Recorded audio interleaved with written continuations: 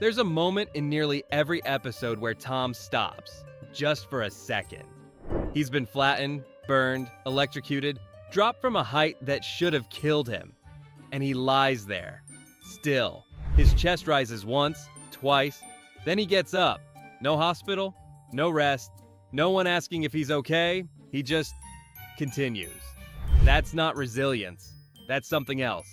We grew up calling this funny, calling it slapstick, calling it harmless because no one really gets hurt. Because 5 seconds later the bones reset and the fur grows back and everything returns to normal. But watch it now. Watch the way Tom's eyes go wide right before impact. The way his body tenses. The way he knows what's coming and can't stop it. Watch the way Jerry watches him fall and keeps running. They've been doing this for over 80 years. 80 years of the same house, the same kitchen, the same staircase where Tom has fallen so many times the wood should be stained with his shape. 80 years and neither of them has left.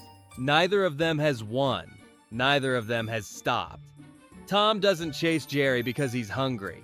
If you go back and count, really count, the number of times Tom actually tries to eat Jerry, it's shockingly low.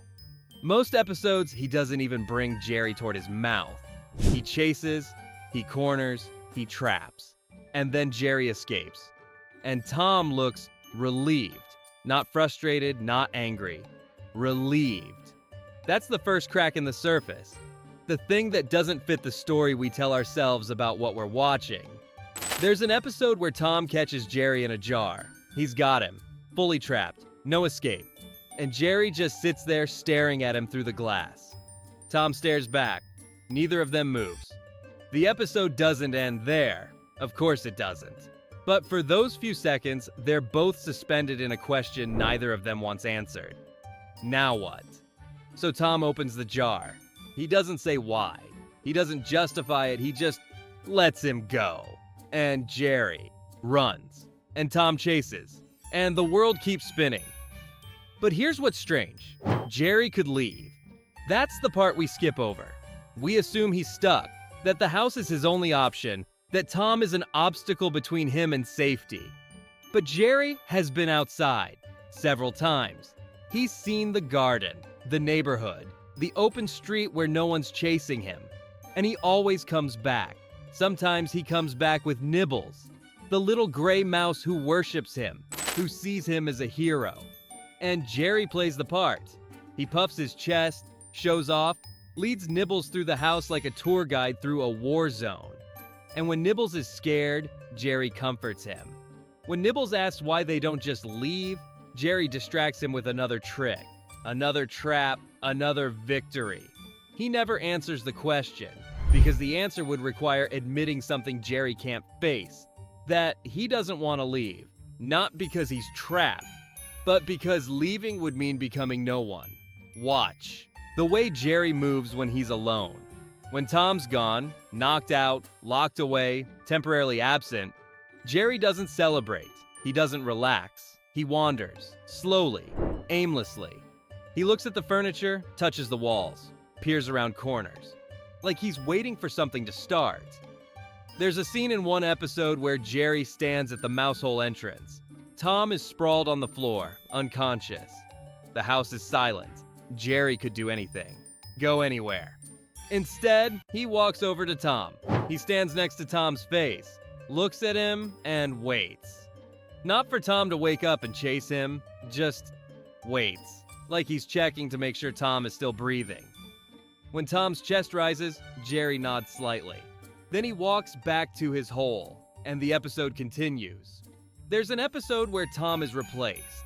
A new cat moves in, sleeker, faster, more efficient. And this cat doesn't play games. He wants Jerry dead, genuinely dead.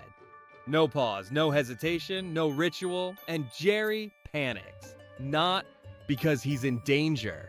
Jerry's been in danger 1,000 times.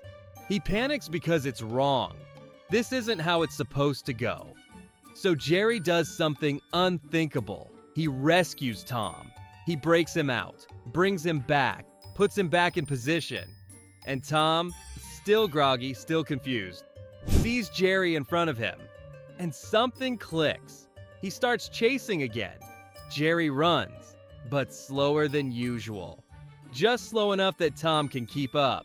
The episode ends with them back in the kitchen. Tom crashes into a wall. Jerry slips into his hole. The new cat is gone. The house is theirs again.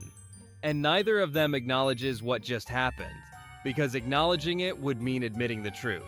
They need each other. But it's not the kind of need we talk about in children's stories. It's the need of two people who've structured their entire existence around a single dynamic and don't know how to function outside of it. There's an episode early in the series where Jerry builds a mousetrap, not for Tom, for himself. He sets it up carefully, baits it with cheese, steps back and looks at it, then he walks toward it, deliberately. And just before it snaps, Tom grabs him, pulls him out of the way. They both stare at the trap, then at each other. Tom sets Jerry down. Jerry runs to his hole. The chase resumes 5 seconds later, but something lingers in that moment. Something neither of them can name. A recognition that they're not just playing roles. They're keeping each other alive. There's an episode where they make a truce. A formal written truce, signed and witnessed. No more chasing, no more fighting. They'll share the house in peace. And for 10 minutes, they try. Tom reads a book in the living room. Jerry builds a small home in the wall, decorates it, settles in. They pass each other in the hallway. Nod politely. Keep walking. It lasts less than a day, because neither of them knows what to do with the quiet. Tom keeps glancing at the mouse hole. His ears twitch. His claws flex. Jerry keeps looking over his shoulder, waiting for the sound of paws on hardwood. The house feels larger, emptier. They're surrounded by space they used to fill with noise, and now it's just nothing. So Tom takes a step toward the mouse hole, and Jerry sees him, and something softens in both of their faces. Not anger, not fear, relief. The truce papers burn in the fireplace that night. No one talks about it. They just go back to what they know. You start to notice the things that don't change. The way Tom's owner never really sees him. She yells at him when he breaks something, but she never asks why. Never asks if he's tired, if he's hurt. The way Jerry is alone in the walls, with no family, no community, just nibbles sometimes, who eventually leaves too. The way the house stays the same year after year, like time doesn't pass, like the world outside doesn't exist. The house itself becomes a character, not a backdrop, a presence. Watch the way the camera lingers on empty rooms. The kitchen after Tom has been thrown through it. The living room after Jerry has dismantled the furniture for a trap. The staircase, always the staircase, worn smooth in the center from decades of bodies sliding down it. The house absorbs everything, every impact, every explosion, every moment of violence, and it never changes. The walls repair themselves. The furniture resets. The structure holds. It's the only constant in their lives. More reliable than each other. More permanent than any outcome. And maybe that's why they stay. Not because they're trapped by the house, but because the house is the only thing that's never abandoned them. There's an episode where the owner tries to sell the house. Prospective buyers walk through. A real estate agent points out features. They discuss price. Tom and Jerry watch from their respective corners. And for the first time in the entire series, they look terrified. Not of each other, of the possibility that all of this, might end. So they work together, sabotage the showings, scare away buyers, make the house appear haunted, damaged, worthless. And it works. The owner takes the house off the market. Tom and Jerry return to their corners, and within minutes, the chase resumes. Harder than before. More desperate, like they're trying to prove to themselves that everything is still the same. And the worst part? They've gotten good at it. Tom knows exactly how much force to use so that it looks devastating, but leaves Jerry intact.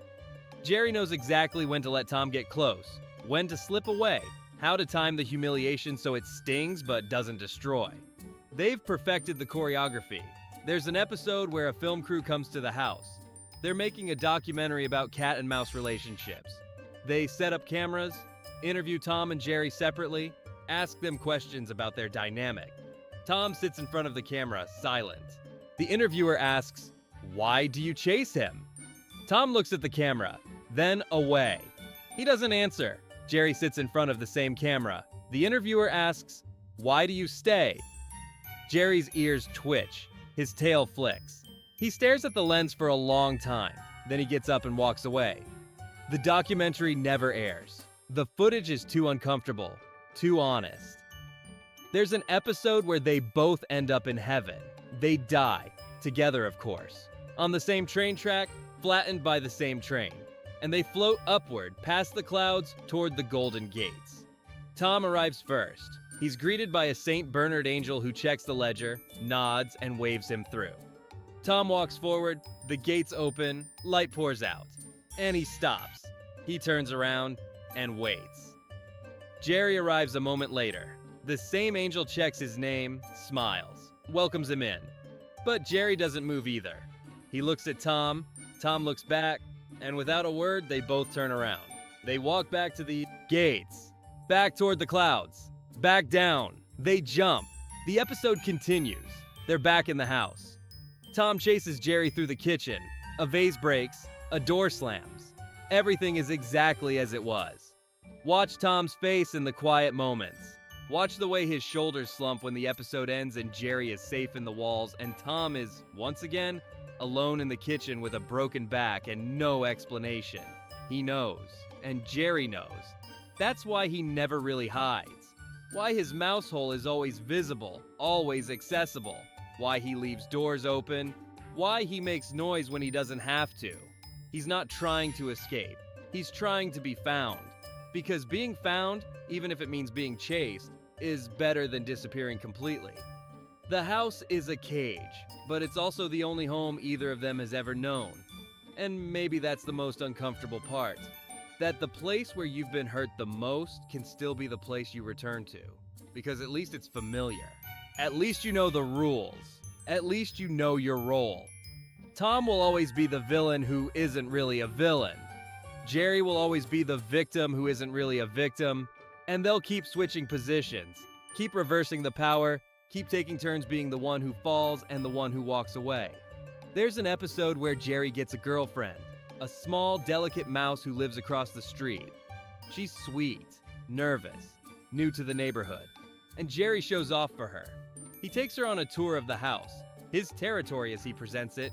He shows her his tricks, his escapes, his victories over Tom. And she's impressed. She holds his hand, looks at him with admiration. Jerry is glowing. But then she asks the question, "Why do you stay here?" Jerry freezes. He looks back at the house, at Tom, visible through the window, nursing another injury in the kitchen. And Jerry doesn't answer. He changes the subject, makes a joke, pulls her toward another room, but she keeps asking. Not aggressively, just curiously. There are safer places, quieter places. Why here? And Jerry realizes he doesn't have an answer that makes sense. Not to her, not to anyone who hasn't lived this. By the end of the episode, she's gone. Not because Tom chased her away, not because something bad happened, she just left. Because she didn't understand why anyone would choose to stay. And Jerry watches her go. He stands at the window alone as she disappears down the street. And behind him, Tom is getting up again, shaking off the damage, preparing for the next round. Jerry turns around. He walks back toward the mouse hole, and the chase continues. But something has shifted. Jerry runs a little slower that day. Tom notices. He slows down too. They're matching each other's pace now, not competing, synchronizing. There's another episode, quieter, stranger, where Tom dreams. He's asleep in his basket, and the camera fades into his mind. In the dream, he's in the same house. But there's no Jerry, no mouse hole, no traps, no chase. Just Tom, alone, walking through empty rooms. He looks around, touches the furniture, waits for something to happen. Nothing does. The silence is unbearable. Tom starts running, looking, checking behind curtains, under tables, inside cupboards. He's searching for Jerry, desperately, and he can't find him. Tom wakes up gasping. His heart is racing. His eyes are wide. He looks immediately toward the mouse hole. And there, barely visible in the shadows, is Jerry, watching him. Tom exhales, settles back into his basket, and closes his eyes again. There's a late episode, one of the last they made in the original run, where the house is empty.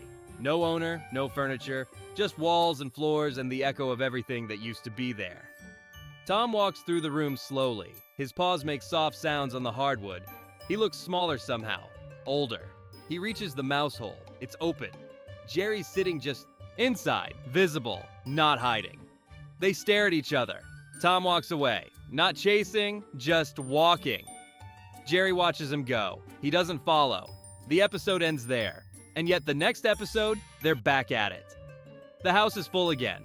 The chase is on. The violence is loud and colorful and set to cheerful music. Like nothing happened. Like they didn't just see each other, really see each other, and realize how little was left. Tom isn't someone who fails because he never catches Jerry. He's someone who spent his entire life chasing something he doesn't actually want, and he's too afraid to admit it. Jerry isn't a hero because he always escapes.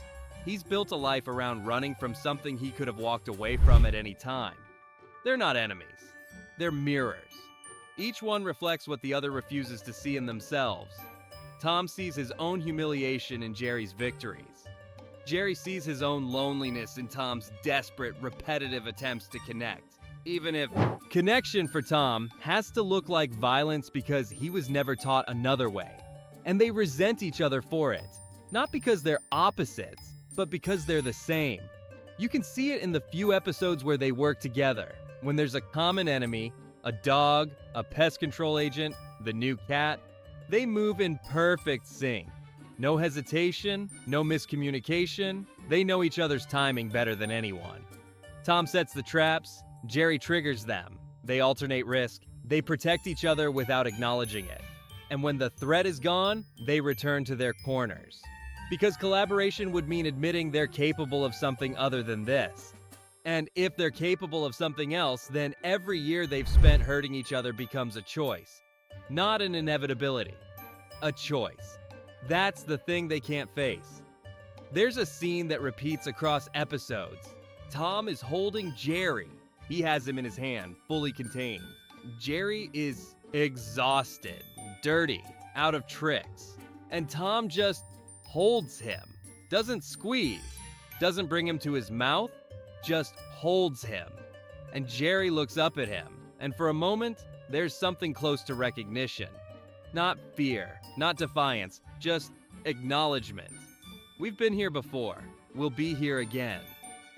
And then the moment breaks. Jerry bites Tom's finger, or someone walks in, or a noise startles them both, and they reset. But the look lingers.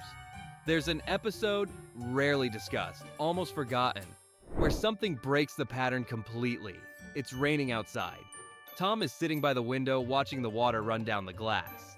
Jerry is in his hole, also watching. Neither of them moves for the entire episode. No chase, no trap, no explosion, just rain. And two figures separated by a few feet of floor, both staring out at the same gray sky. The episode has no dialogue, no music, just the sound of rain. And at one point, Tom glances toward the mouse hole. Jerry glances back. They hold the look for a moment. Then they both turn back to the window. The episode ends. The next day, the sun is out. Tom chases Jerry through the garden. A flower pot falls. A fence breaks. Everything is back to normal. But if you watch closely, in the seconds between the action, there's something different in the way they move. A hesitation, a recognition, a quiet understanding that they both felt something yesterday, in the rain, and neither of them knows what to do with it. So they do what they've always done. They ignore it. Because naming it would make it real. And making it real would mean confronting the fact that they've been alone together this whole time. Not enemies, not friends. Just two individuals trapped in a story they no longer remember how to escape. There's an episode where the house is being remodeled. Construction workers everywhere. Walls being torn down, furniture removed. Tom and Jerry are forced into a single room together, trapped. No space to chase, no room to run. They sit on opposite sides, not moving, not fighting, just existing in proximity. Hours pass. The construction continues outside. And slowly, so slowly you almost miss it, they both relax. Tom's breathing steadies. Jerry stops looking for exits. They're just two small figures in a corner, waiting for something to be over. At one point, a worker brings in lunch, leaves a sandwich on the windowsill. Tom and Jerry both look at it, then at each other. Tom gestures. Go ahead. Jerry shakes his head. You first. They sit in silence for another minute. Then Tom tears the sandwich in half, slides one piece toward Jerry. Jerry stares at it. At Tom. At the bread sitting between them like a question neither of them asked. He picks it up. They eat in silence. And when the door finally opens, when the workers leave and the house is finished, Tom and Jerry look at each other. The space is open again. The chase can resume. Tom stands up. Jerry tenses. And before either of them can move, there's a beat. Just one where you can see the exhaustion. The weight of knowing they're about to do this again. Then Tom lunges. Jerry runs. The music swells. And everything is exactly as it was. Except it's not. Because now they've seen what the alternative looks like. And they've chosen this anyway. Watch the way Tom falls. Really watch it. In the early episodes, he fights it. His body resists. His face shows surprise. But in the later ones, there's a moment, just before impact, where he closes his eyes. Like he's surrendering. Like he knows this is just what happens now. And watch the way Jerry wins. In the early episodes, he celebrates. He dances. He gloats. But in the later ones, he just stops. He stands at the edge of his hole, looking back at Tom's broken body on the floor. And there's no joy in his face. Just fatigue. They've been doing this so long, even victory feels hollow. There's a moment in one of the final episodes where Tom catches Jerry. Fully. Completely. Jerry is cornered, exhausted, out of options. Tom approaches slowly. He reaches out, and Jerry doesn't run. He just closes his eyes. Tom's paw hovers over him. For a long, unbearable moment, neither of them moves. And then Tom pulls his paw back. He turns around and walks away. Jerry opens his eyes. He watches Tom leave. And something breaks in his expression. Not relief, not gratitude, something closer to grief. Because he knows what that moment meant. Tom just chose to let him live. Which means Tom has always been choosing. Which means all of this, every chase, every fall, every reset, has been a performance they're both maintaining. And neither of them can admit that out loud, because admitting it would mean asking why. And there's no good answer to why. So the episode continues. 5 minutes later, they're chasing again. The moment is forgotten, or buried, or both. But watch closely. In the episodes that follow, there's a distance now. Tom chases a little slower, Jerry runs a little less desperately. The violence is still there, but the rhythm has changed. Like they're both going through the motions, waiting for something neither of them can name. Waiting for permission to stop. But permission never comes.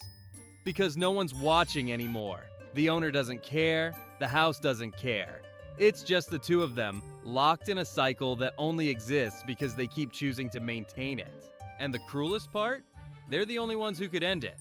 But ending it would mean answering the question they've spent 80 years avoiding. Who are we if we're not this? And neither of them knows. You grow up watching this and you think it's simple. Cat chases mouse, mouse outsmarts cat, repeat. But then you get older. And you notice the exhaustion in Tom's eyes. The loneliness in Jerry's. The way they're both running from something much bigger than each other. And you start to realize, this isn't a cartoon about animals. It's about people who've turned survival into performance. Who've convinced themselves that being needed, even if it means being hurt, is the same as being loved. Who've spent so long in the fight that they've forgotten what peace even feels like. And the worst part? You recognize it. Not in them.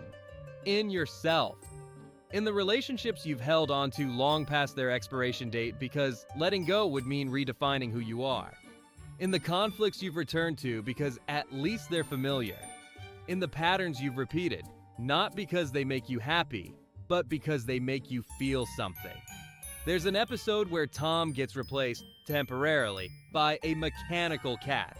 A robot, efficient, emotionless, programmed to catch mice, and it almost works.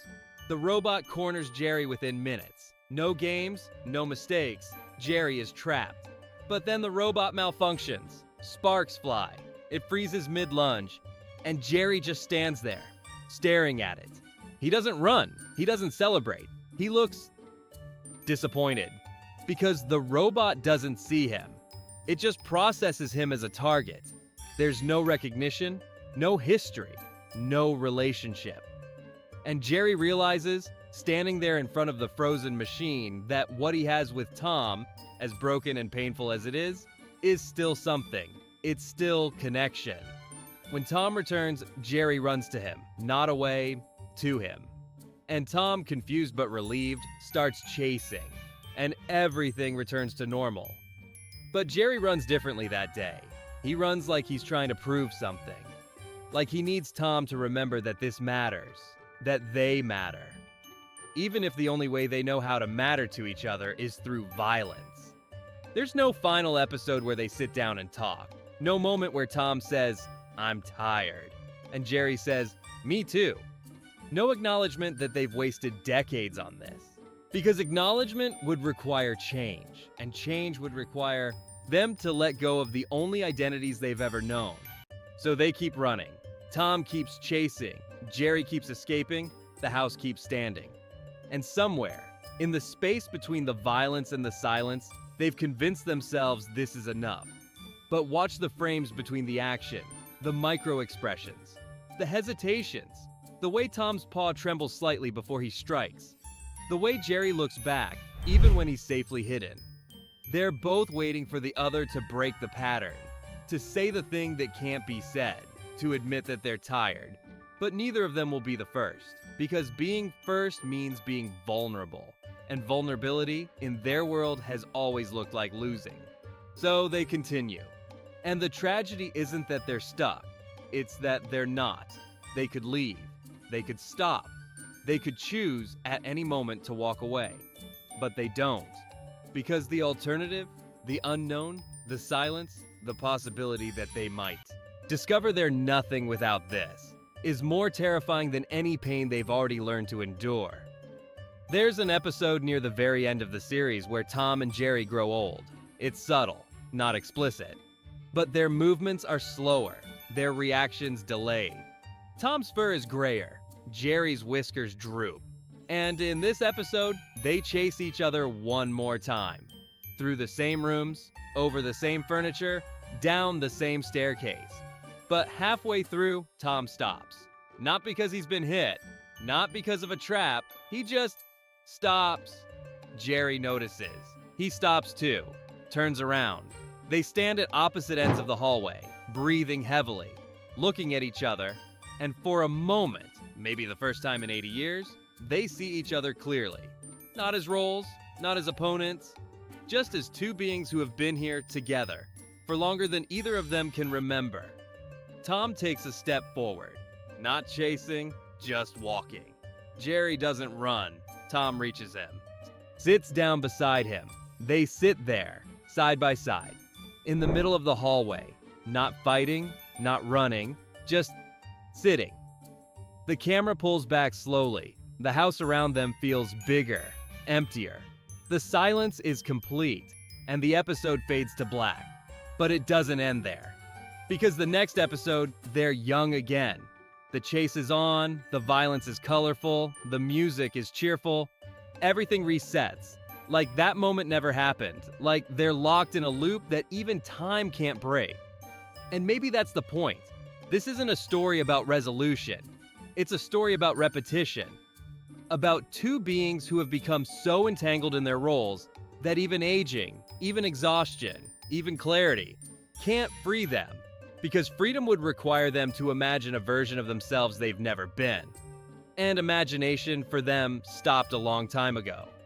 The screen fades, the music stops, and somewhere in a house that doesn't exist, two figures stand on opposite sides of a room, not looking at each other, not looking away, just standing, waiting for the next cue, the next chase, the next reason to keep pretending this means something, and the episode begins again.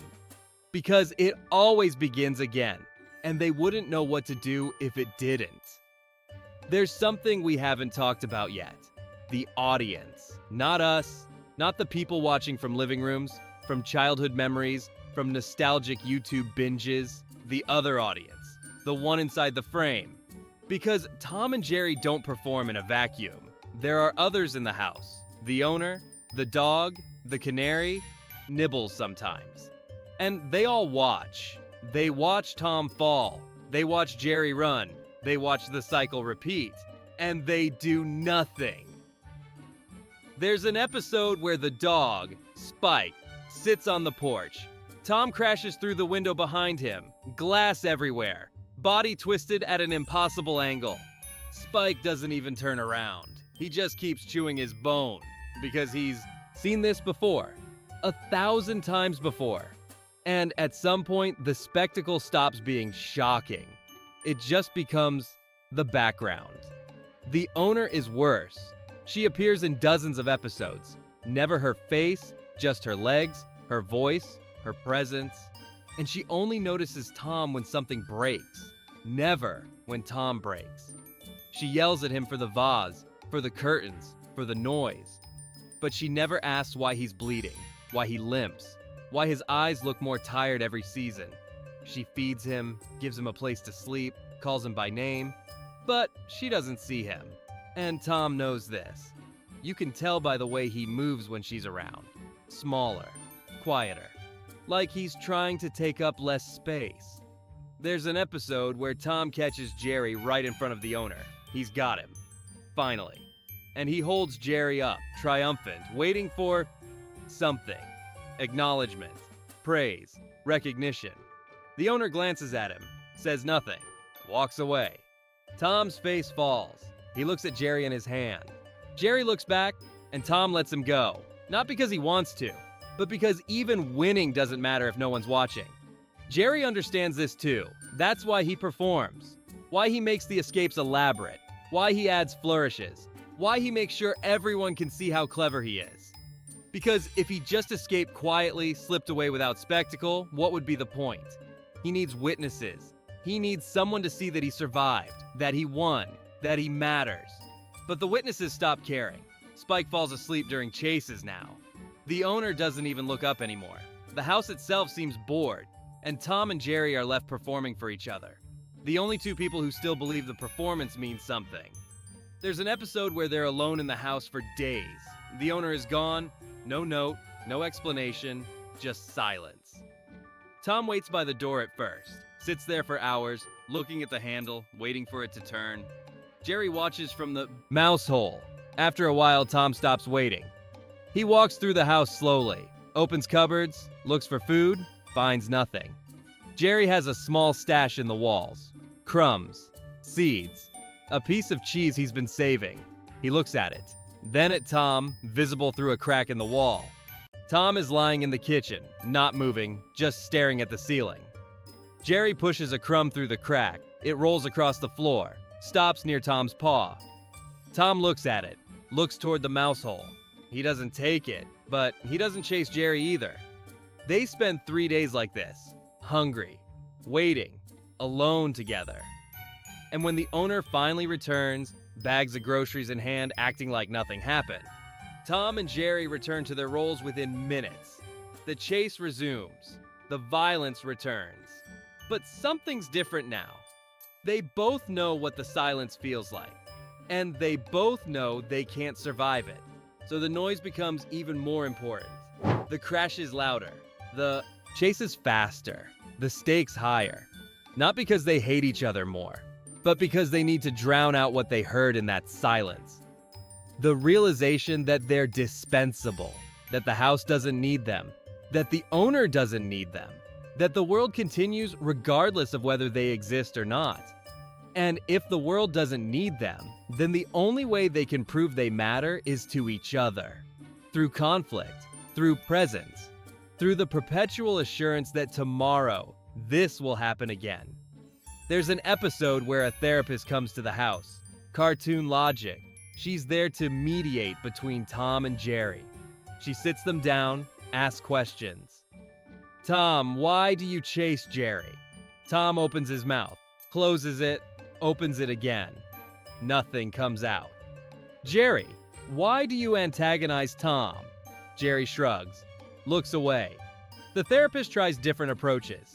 Active listening, conflict resolution, boundary setting. She gives them exercises, communication techniques, coping strategies. Tom and Jerry nod along. They seem engaged, receptive. The session ends. The therapist leaves, satisfied. And the second the door closes, Tom chases Jerry through the living room. A lamp breaks. The therapist's notes burn in the fireplace, because talking about it would require them to name what they're afraid of. And naming it would make it real. So they keep the fear buried, under action, under noise, under the pretense that this is just how things are. But late at night when the house is dark and everyone's asleep, you can see the cracks. Tom lies in his basket, eyes open, staring at the ceiling.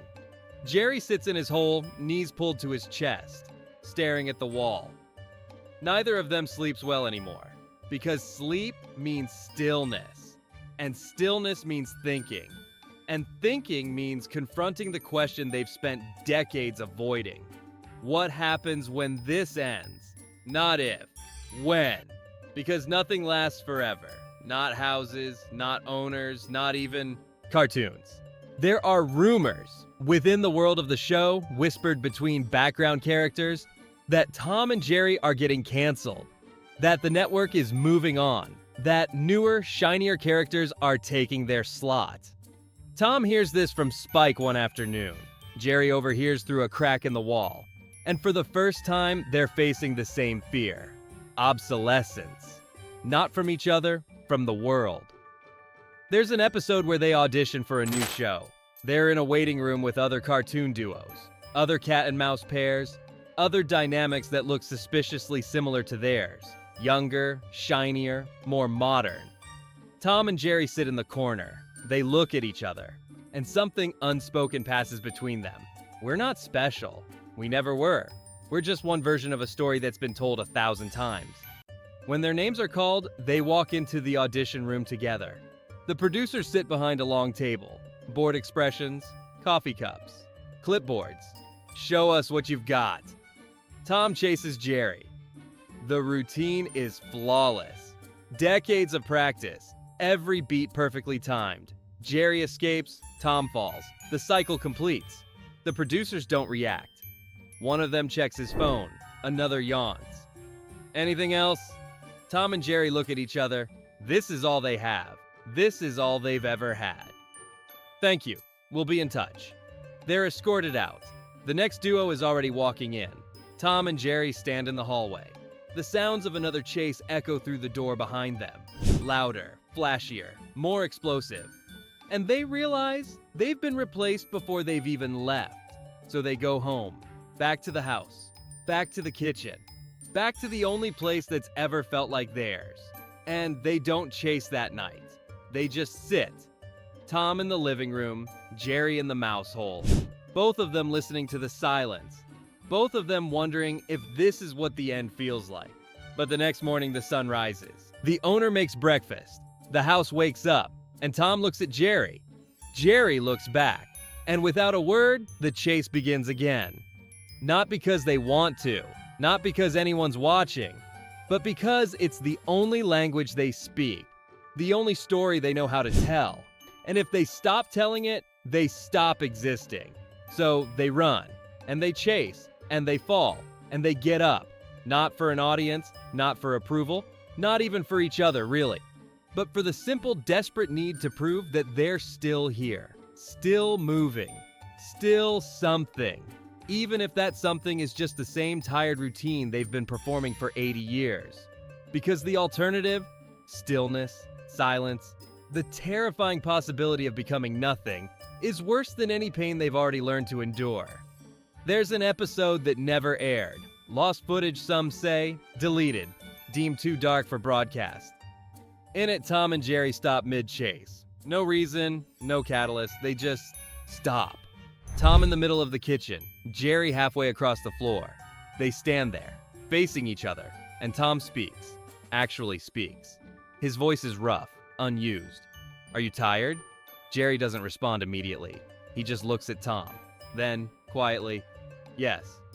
"Me too." They stand in silence. And then Tom asks the question, "Why don't we stop?" Jerry's ears droop. His shoulders slump. "I don't know how." Tom nods. "Me neither." They stand there for what feels like hours. Not moving, not chasing, not running, just standing. And then, slowly, Tom turns around, walks back to his basket, lies down. Jerry walks back to his hole, sits just inside the entrance. They don't look at each other again. The episode fades to black, and according to the rumors, it stays black. For a full minute, no credits, no music, no resolution, just darkness. And then the next episode starts. Regular programming, bright colors, cheerful music, like that conversation never happened. But if you look closely in the episodes that follow, there's something different in their eyes. A knowledge, a recognition that they both said it out loud.